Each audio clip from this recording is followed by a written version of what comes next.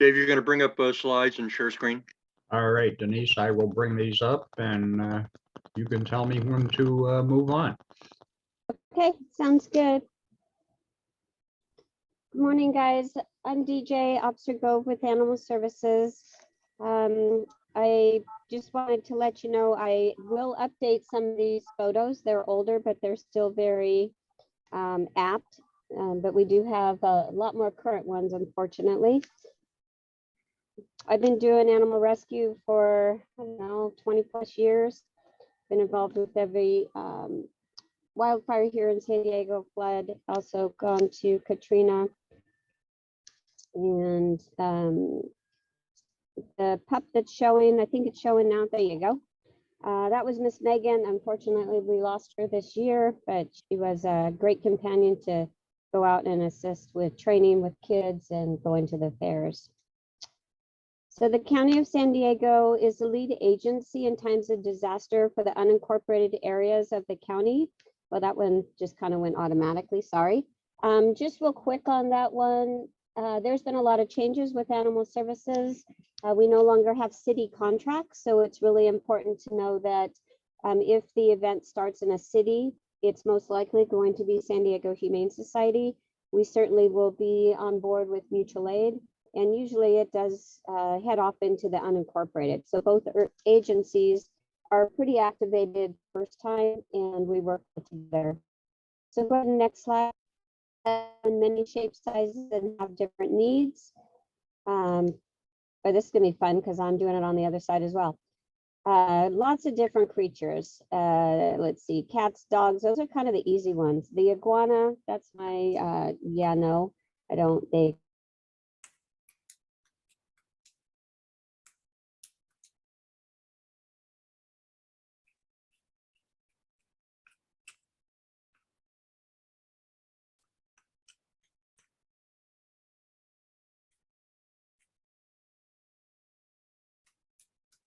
Video and audio are frozen.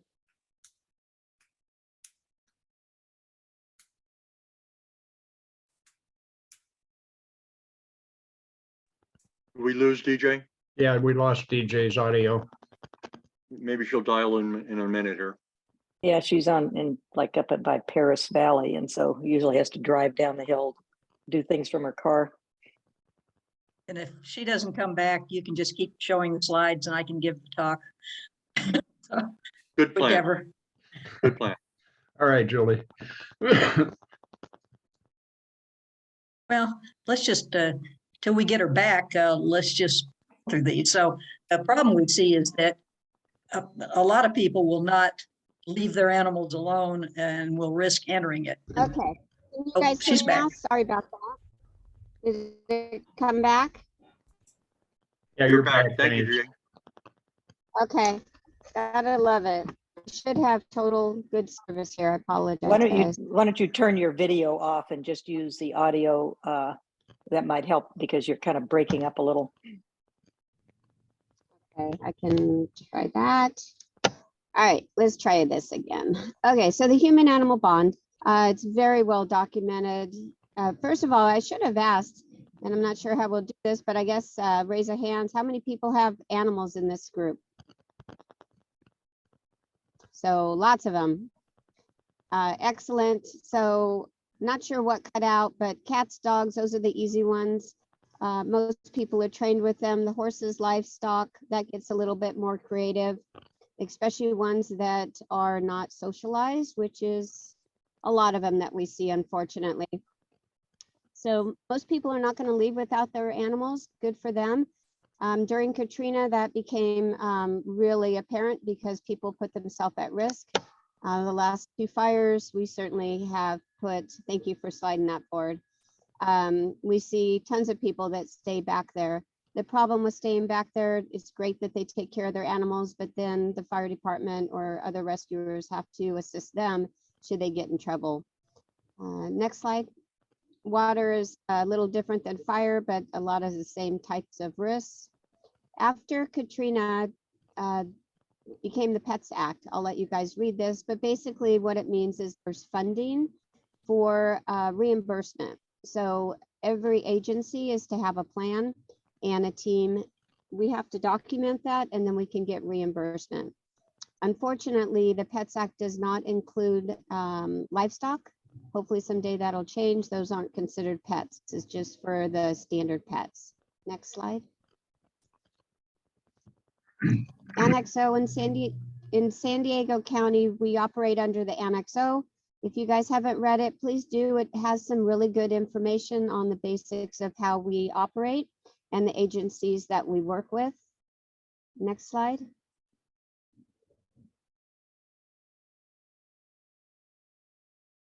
Next slide. There we go. So cooperative team, this is, whoops, can we go back to the other slide one more? There you go, you got it. Or not. All right, some of these photos, I will, I'll just talk with that slide. I do actually remember that slide. So with the cooperative team, the thing, there we go. The thing that's really, really important, Julie and Judy have this down pat, but it is so important for us to train together, because when we show up, we need to be able to know what they are, what's our availability, what their experience is, and best how to utilize it. When we have, when we start activating, it's really challenging to make sure that we know where our animals are going to be going. So go next slide. For the team right now in Riverside, we are mutual aid. We have not been activated. They know that we're here and ready. That one's a little challenging for me because I actually live in Riverside and I'm a Riverside Rears member. But because of my role at Animal Services and our lack of resources, I've not been able to help out Riverside, which is very, very frustrating. The photos here, these are actually, some of them are the Witch Creek fire. If you guys remember last week, we had another Witch Creek. So it's same burning areas. Next slide. The top left photo, I think everybody has seen that multiple times. That is Scripps Ranch. That was a huge shock to everyone. I don't know if you've driven through Scripps Ranch. Unfortunately, there's a whole lot of fuel still there. A lot of the houses have been replaced and the roofs have hopefully been replaced, so it's not as much of a fire risk. The urban interface is where it's really challenging with our animals. Next slide. Floodwater, we don't see this too much in San Diego County, but this was down in the border. All those people down there, I don't know about you guys, but that water is not only unsafe because it's water and drowning, but God knows how many cooties are down there. And the additional challenge when we lost several horses is the Constantine wire, because the wire has, you can't see those types of hazards when the water is covering it. Next slide. And actually, one thing I forgot to mention on that water rescue, we went back afterwards. I was very active with it. We rescued a horse, which was an amazing rescue, but it had to be euthanized because, again, the Constantine wire removed basically its fetlock down. We did find out, though, every single animal, if it had been left where it was, it would have been fine. The water did not go up to their enclosures. The additional challenge was these animals were let loose in the flood. A lot of them were stallions, which became a whole nother safety challenge. So this current slide, the power outage, we just keep having challenges as far as when the electricity goes out. It's not just the lights, it has to do with water. A lot of the animals that are in the back country, they operate on wells, and so that's really important. The electric gates. So that's something to think about either on your own place, know how to open your gates, how to operate things without electricity, including water. Next slide. Mudslides. So this is off the 8, bit of a challenge. We had to remove some dogs out of this area. One thing I did forget to mention on the electricity, people with generators, that's great. We have a generator where I live. But when we go into areas as rescuers, we need to not just have the mindset the electricity is off. Everything is live because of generators. So just keep that in mind. If you guys, I think you have access to the county what are they? For SO, for the deputies, there's training videos. Do you guys have access to those? Have you seen them? Do you know what I'm talking about? Okay, I'll send you a link. I think They ACS. actually have. I'm sorry, ACS what? does. ACS does, but I don't know that Aries does. Dave or Rob might, Bruce. Okay. That's something really important if you guys could reach out. They do have some really good information, and the one on power is very, very interesting, and I found it useful. Next slide. And it's all online, so that makes it a lot easier. So who's responsible for evacuating pets? I took this photo a long time ago. This is in Hamul. The owner's responsible. Certainly agencies will step in and assist as they can, but the owner is ultimately responsible. Animals are property. So this photo here, these horses, although obviously it's not great for them respiratory wise, they're perfectly safe. Okay, we did not evacuate these animals. They had clearance, they had water, and there's nothing likely to burn around them. So if we see this situation, we would just continue on and find another animal that needs help. Next slide. So owners are responsible to evacuate themselves and their pets. Although I always find this photo, I stole it off of FEMA website.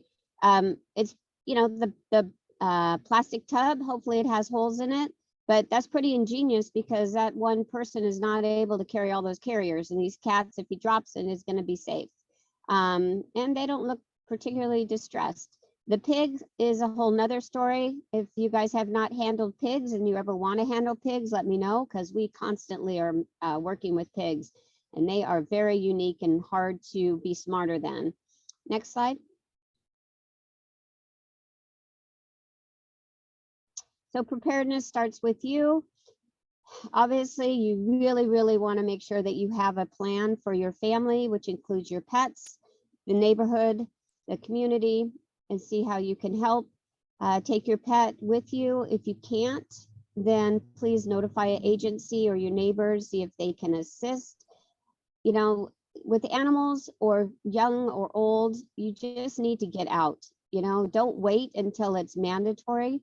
If there's an evacuation warning and it's likely you need to leave, just leave with your pets. You know, the worst thing is, you know, I wouldn't even call it a worst thing. You have plenty of training opportunity to go back and readdress it. Practice. I've personally evacuated my animals 3 different times. I learned something every single time, obviously, as do my animals. And, you know, how long does it take? There's a person I was working with in Potrero. She told me that her plan was to take out her 10 dogs. And I said, how are you going to do that? She's like, I'll put them in my car. It's like, have you ever put your 10 dogs in the car? She's like, no. So you need to actually practice the plan, because unless you have Chihuahuas, I don't see how you can put 10 dogs in a car. And then the important thing is, can somebody else work your plan? Next slide.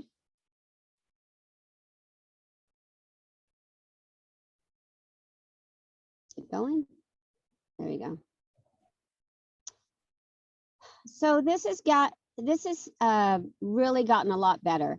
This was at, now I'm blanking on what the stadium used to be, but anyway, that is an X pen with a person and his dog. That is ideal to keep the person and the dog, as long as that is a social dog, because otherwise you can imagine the chaos of other dogs walking by, and that would be a safety.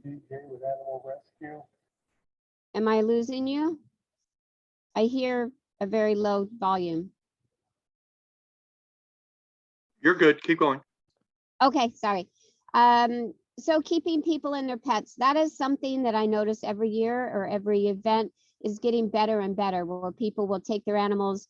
We do provide assistance for the Red Cross, as does San Diego Humane Society. And of course, any jurisdiction has that plan, where if you can't, you know, go to a family or someplace else, you can go to an evacuation site, and resources for your pet will be there. It does decrease this animal stress, and of course yours, and nobody else has to provide care for your animal. Next slide.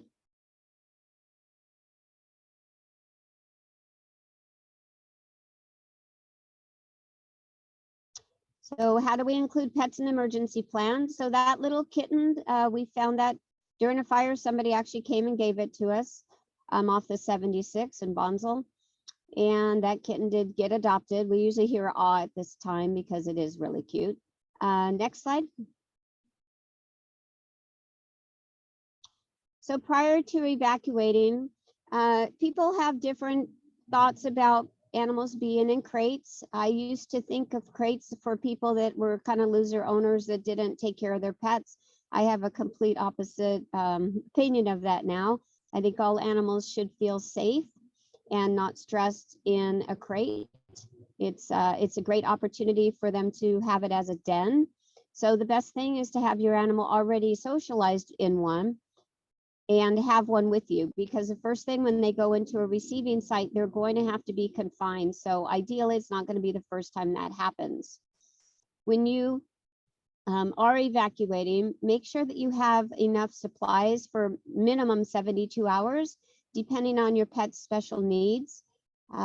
First time I evacuated, I had 4 cats, 2 cat carriers, and I didn't give my mom any dog food from my dog. So I've learned a whole lot. And the last thing your pet needs is a different food, just like us when we travel. We don't need anything, different to our diet. It adds to more challenges. Again, can somebody else work your plan?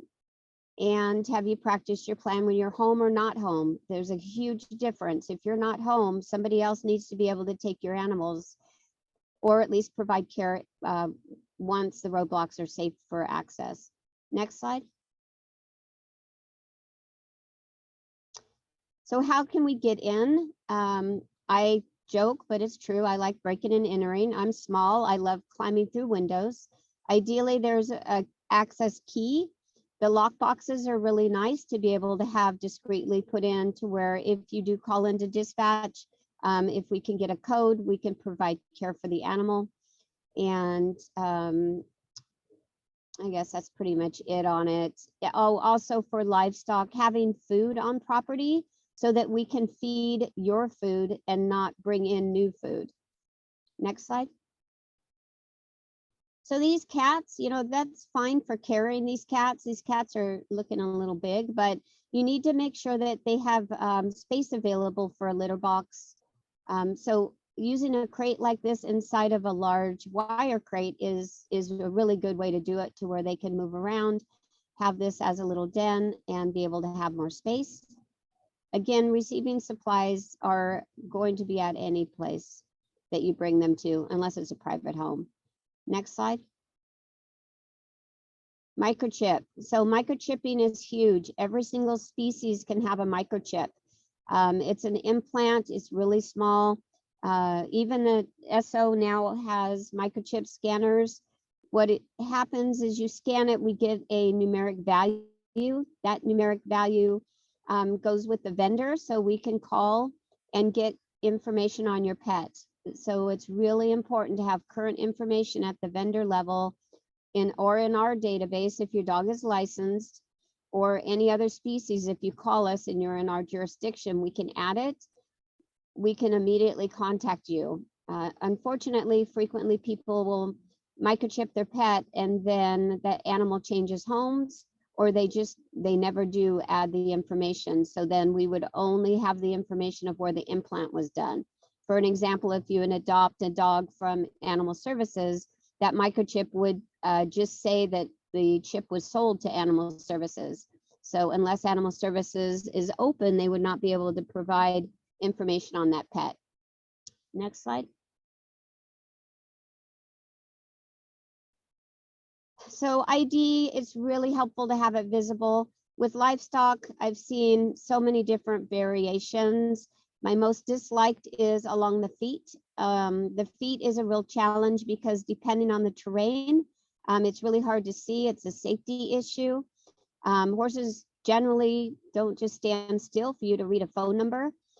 Do not use paint, because as soon as the horse rolls over, that paint is going to be just coming off his coat. The IDs around the neck, those are really, I think, ideal. They do break away should the animal get stuck on something. I have a leather one for the horses on property, and it's really nice too because most horses that are broke, you can walk up and be able to capture that, capture them around the neck and then put a halter on it. So it's really a great way to do it.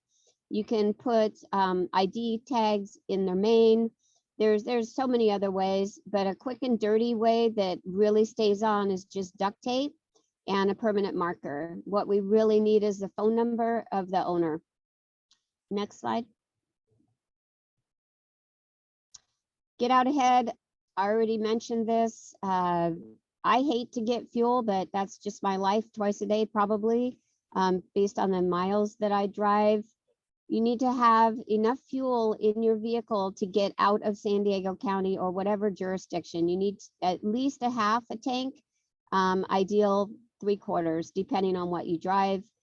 People with electric cars, I guess that's been an issue. I don't have one, I'm not sure, but I know I would not be able to drive one because of the miles I drive. But as far as charging them, make sure that, again, you can get out. Having the vehicle parked facing out is really, really important because there is extra time involved in backing and turning around. You may need that time. Also, the visibility during an event is really challenging. So the best thing you can do is be able to have full visibility. So back in. I don't even know how to say this more and more and more, but never, ever turn your livestock loose. There's so many other opportunities, and us as rescuers, it is a nightmare to go in and try to find animals. There was one that just died in the Humol area. I'm researching it, and unfortunately, it does appear that if the animal had been left in his corral, he probably would have survived. It's just, it causes them more stress. They are not wild animals. They're going to run back to where they feel is safe or get into a hazard out on the road. And then again, I mentioned that resist the temptation to stay behind. You're risking other people's lives besides your own. If you are, properly prepared and you have a safe place to shelter in place, kudos to you, but please make sure that you are 100% responsible for yourself because the resources need to be going elsewhere. Next slide. So PACE, there's a whole lot of different variations of this, but I kind of joke, but I always have a plan A, B, C, D, and it keeps going on. You have to be able to have a secondary plan. So your primary plan is going to be the most obvious, easy, quickest. Alternate plan is you may need to tweak it and go a different way. Contingency plan, that may include not being on property. And then emergency plan, which is going to be probably shelter in place. Next slide. So this is just another expansion on it. I live in La Cresta and our cell phones don't work, which is why I drove down the hill. It is a huge challenge if you do not know the area. When you add lack of visibility, it becomes even more unsafe. So in your area, make sure that you are able to drive around without using a GPS when you have to go to a different road. The emergency plan, again, is for the community or on property. So that is know an area in the community. I, again, live in La Cresta. The access for horses is Clinton Keith. That's the only road. So most animals are going to have to be housed up in the mesa. So there are areas in the mesa for evacuations. So it's either a parking lot, someplace that's least likely to burn or flood. Talk mostly about burning because that's what we do in San Diego County. So you guys are probably familiar with this. There's different evacuations. There's an evacuation order. That means that people are expected to leave. It is not mandatory, but it is certainly encouraged. The evacuation warning, that is an alert to either be prepared, but again, if you have animals or you have you have special needs, please get out at the evacuation warning. For rescuers, for the CART team, which is what I can speak for, we have access to go behind roadblocks when it is safe to, well, I don't know about safe, but anyway, when it is reasonable to go over and assist with the animals. So the evacuation warning, we have clear access. The roadblocks are not closed. Evacuation order, the roadblocks are closed for everyone, and we have some access. Shelter in place, that it can be a direction from law enforcement. That can also be a direction or part of your plan if it's safe to do so. Next slide.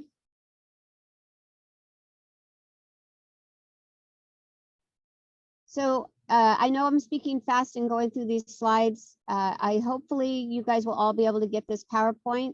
I share it with anybody. I was not able to save it as a PDF because unfortunately the county's anyway, we're not able to save it as a PDF right now, so I'll fix that, but feel free to forward it to anyone that finds it interesting. Road closure, so that is a hard closure. This is all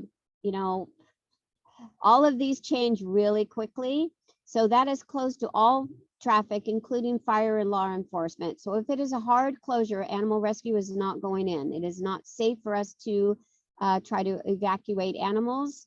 What the plan is for that is once it becomes a soft closure, then we will go in and provide care or remove animals as needed. Soft closure, so that's closed to all traffic except fire department, LA, and critical incident. So we are pretty much critical incident. Resident only closure, this one is for you to be able to come back in as a resident, you need to be able to show ID. For myself, I have to carry insurance information with me on my, in my wallet. The reason for that is on my actual California driver's license, it shows my PO box. It does not show that I live in La Cresta. So I need to be able to have proof that I actually have a physical address. So I don't know if that works for you guys. But if you, I know my house insurance lists both addresses, so that's why I keep that copy in there. Next slide. Evacuation order, again, this is just repeat because it is so clear. Evacuation warning, leave early. You choose, hopefully, I know in the backcountry it's hard, you have 2 escape routes. Evacuation order, it's past time to leave. The stress is what's really a concern. And now, in San Diego County, it's insane with the traffic. Just sitting on the parking lot of the freeways and the access roads, I had to get a CHP escort to even get behind roadblocks during the Humboldt fire because of just lack of access. The important thing to think though for the evacuation order, if it is mandatory, then animal services or the jurisdiction has to open up a place for the animals to go to. When it's a warning, we do not have to provide, but we are starting to do that because it is clear we need people out sooner than later. Next slide. So again, a little bit repetitive here, but what I will speak with is emergency personnel that's trained. Animal services, so the roadblocks, when they get closed down during a fire event, fire makes that directive. And then law enforcement follows that directive and makes sure it happens. Animal services never has, never will be in charge of access. So we frequently get screamed at, yelled at, complained at that we do not allow access for people to go and get their animals. Again, that is not our responsibility and it's a huge liability. If there is an actual need for somebody to go with us, like a vet, we certainly can take them with us in their own vehicle. We would have to stay with them. So if there's ever an actual need to go behind access, you would have to contact our department and get special permission for that. So the legal access, that's what I'm discussing on that. The proper gear, we see people back there in active fire with no gear at all. T-shirts, no gloves, no helmets. It's really quite frightening because it's risk enough with proper gear. It's really risk, not proper gear. Next slide. So here, this is a Cuyamaca many years ago, Cedar Fire. So the one on the left, that is a hard closure. You see there's no person there because there's just not enough personnel to go around. The one to the right is a soft closure. You can see that it's open. That can change at any minute. So it's really important to have your head on a swivel and having a safety person consciously looking at the event for the rescuers. Next slide. So this guy here, I love this photo. This horse was left. You can see that there's clearance. Sorry, let me turn my radio down. There's clearance for this horse. He wasn't happy. Sure, he had a little bit of respiratory distress, but anywhere during an event, you're going to have respiratory distress, but he's safe. And we just had to add food and water, and then the owners came home. Next slide. Just another safety issue when the lines go down. Again, every single line, consider it a live. Next slide. So this guy here, this is from the Ramona fire. I think it was Witch Creek. This trailer was a brand new truck and trailer. The owner of this truck and trailer had gotten his animals out. He went back to help his neighbor. He pulled in nose first. We actually went by him, told him he needed to get out. He did go out. Unfortunately, on the way out, he knew the roads. He lost control of his rig. He did turn the animals loose and get in another vehicle and go, and the horses ran right back to where he had evacuated them from. Luckily, they didn't die. Nobody died during this, but it was it's just a really important photo. Next slide. So all kinds of trucks and trailers come in to assist. Again, in San Diego County, only if you are a valid team member are you allowed to come and assist with us. I did want to mention, though, during this last fire, we were able to have the opportunity of working with the ALERT team and the CARROT team, which I guess ALERT is now with CARROT. It was really, really nice to be able to work with them because it has been a struggle of us not allowing them access for them to understand it. So they were assisting, they found they couldn't assist anymore. They gave us addresses and then we were able to follow up. So we really, really want to be able to work with volunteers and people that want to assist as long as they are abiding by the laws and safety. Next slide. So these guys here, llamas, they're a unique animal to handle. This is kind of a little pop-up shelter. So basically, if we know about a pop-up shelter, we'll certainly bring supplies. Otherwise, please make sure you have your own. Next slide. Same thing, same event. I like the little mini me, but these guys have water. Parking lot is a nice, safe place that you can just go to quickly. Next slide. Most of these, the rest of them are photos. This is Del Mar. The challenge with some of these pop-up shelters or these events, they can turn into petting zoos. So you have to be really careful for everyone's safety. And you notice the crates. So animals, unfortunately, are going to have to live in crates. So if there's another plan, that's great. Private home, hotels. Next slide. Animals do amazingly well. I have to say, during an event, this here, every time I look at it, I consider the safety risk if the animals decided to be mean to each other. But again, having owners take care of their own animals is ideal. Next slide, that's Del Mar. I always laugh at this one. If you have a Jag, I think you should be able to afford a truck and trailer, but good for these guys figuring out how to get these animals out. Next. That's a mini in the back of a car. So it worked. Little guy looks pretty happy. He's out of there. Next slide. So in our trucks and trailers, these are dog trucks. There's a bunch of goats. We do a lot of goats and sheep. And this is in Humboldt many years ago. Next slide. So a couple things, action, make sure that your cell phone is registered. There's so many apps that are out there now. Really nice to get the information. Have a family meeting, make sure that everybody knows what the plan is. And of course, including your pets, and having a go kit. The go kit is really important. There's so many different variations of a go kit. Make sure that go kit is personal to you, your family, and your pets. I know for myself, somebody many years ago said, pick 2 things that would really suck if you didn't have with you. So my 2 are I have a pillow and I have coffee. As long as I have pillow and coffee, I can pretty much live through anything. But anybody that's worked with me knows that my truck comes with a whole lot of gear and equipment. Next slide. Kind of the obvious, never enter a closed area. Human safety absolutely has to come first. Don't rely on your cell phone. I don't know about you guys, but I used to be able to remember numbers. I had a whole lot of numbers in my head. Now I have to even ask Siri to call my own daughter. I don't know what her number is. I need to memorize that. Have it printed out so that you can, have access to it, because one, your phone may die, it may get destroyed. It is not a good GPS. And I found myself trying to use it in Humul the other day.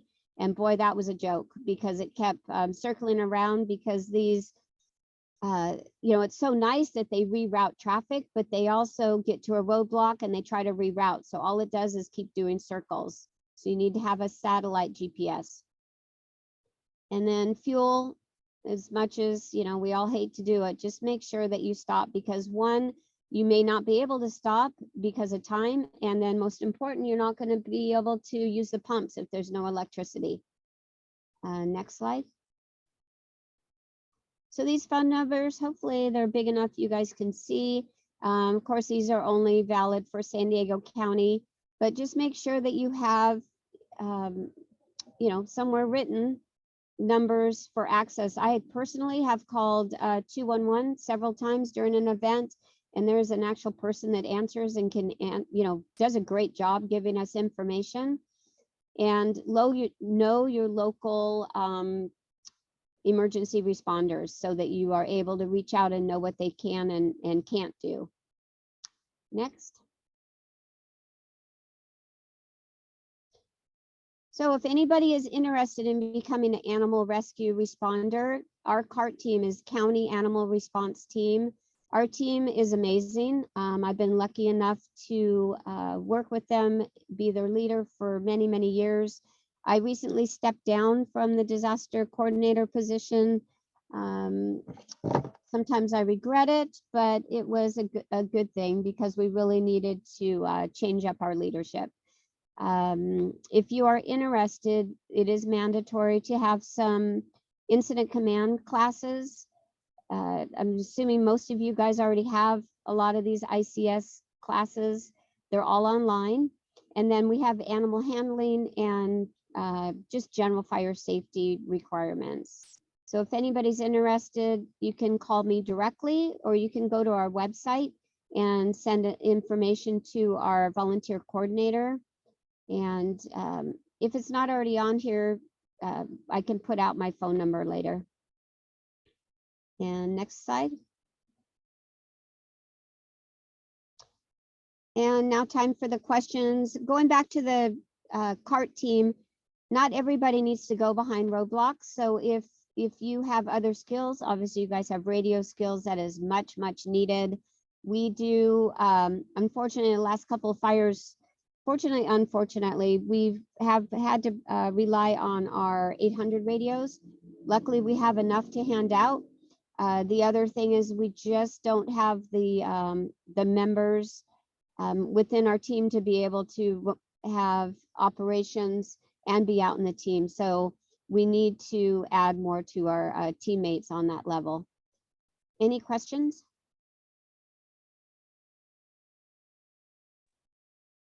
N1TEN. Hi, sorry, say that again. Yeah, this is Dennis, N1TEN. And I'm wondering who in the county is responsible for setting up pre-agreements with places like Del Mar Fair and Lakeside Rodeo, or Lakeside Fair areas to become shelters during disasters.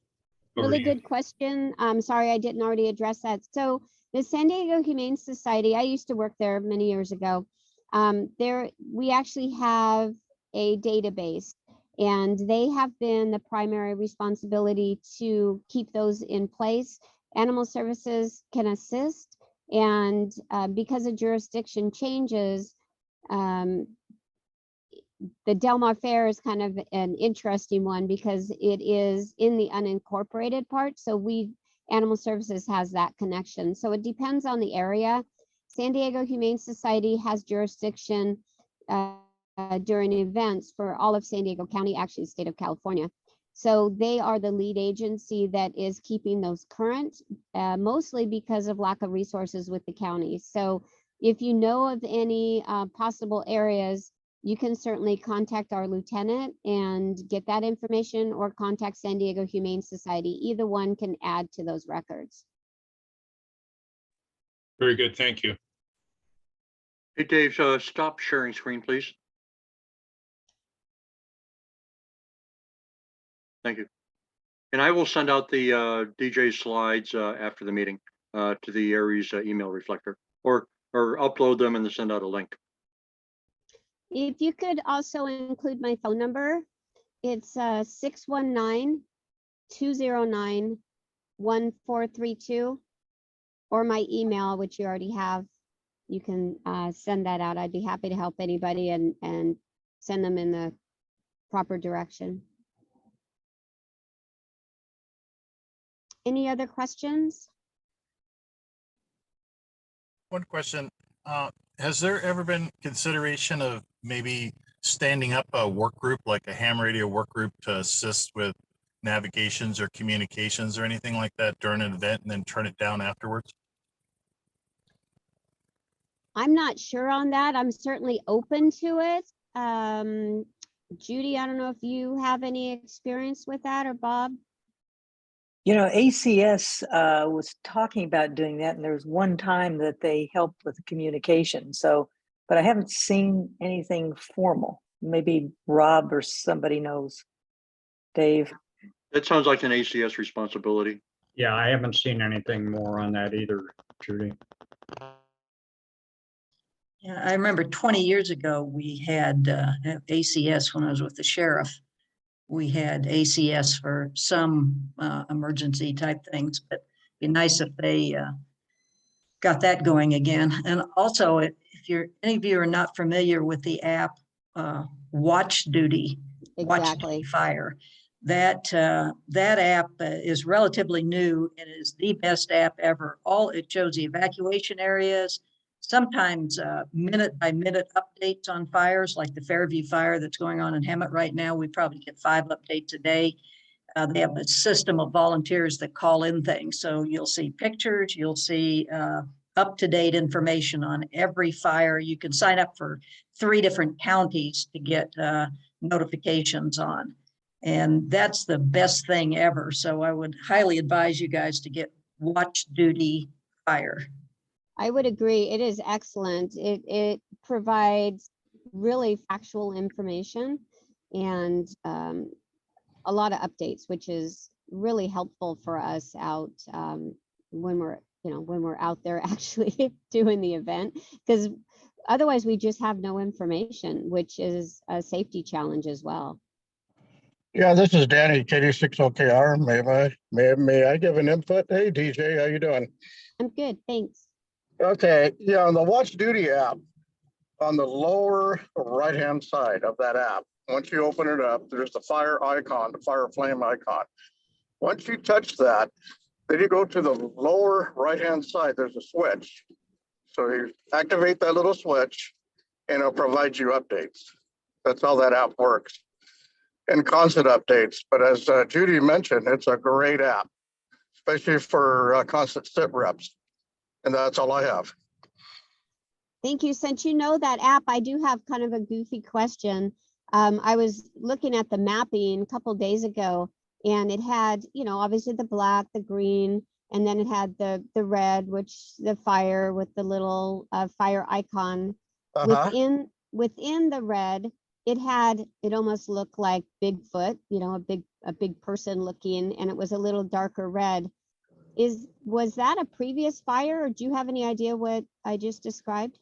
Yeah, that was a previous fire. If it's a gray flame, like a gray color, that was a previous fire that was extinguished.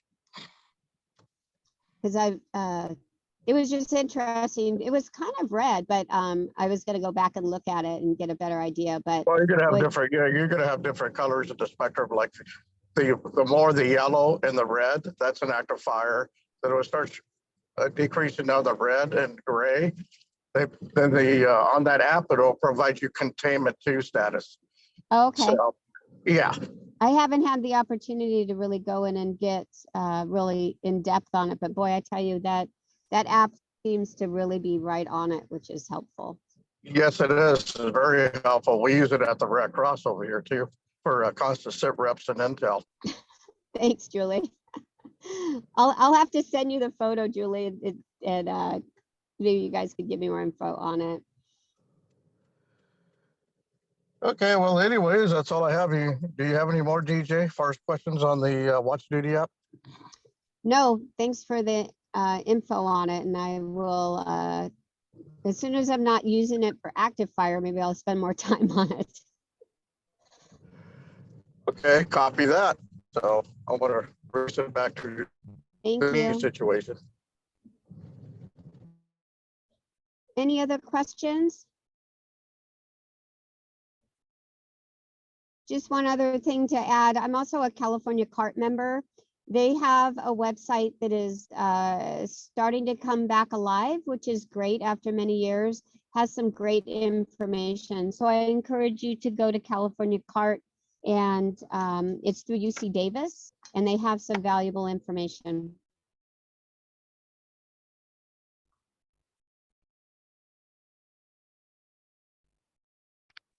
Anything else? Very good. Very good presentation, DJ. Thank you. Thank DJ, you thanks guys for spending your time with and us. your- Yeah, thank you for your time and your interest on it. Be safe out there. Thanks, DJ. Yep, take care. All right, Bruce, we have anything else this morning? I don't think we have anything additional for presentation. Any questions from the group, comments from the group before we depart and carry on with our Saturday?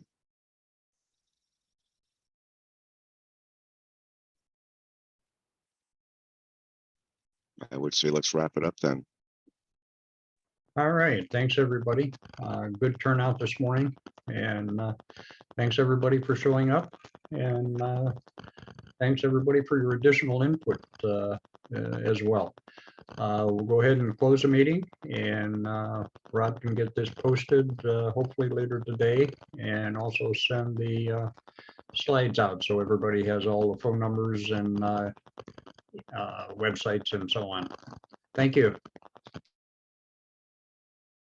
Thank you, Dave. Thank you. Have a good weekend, guys. Thank you. See you.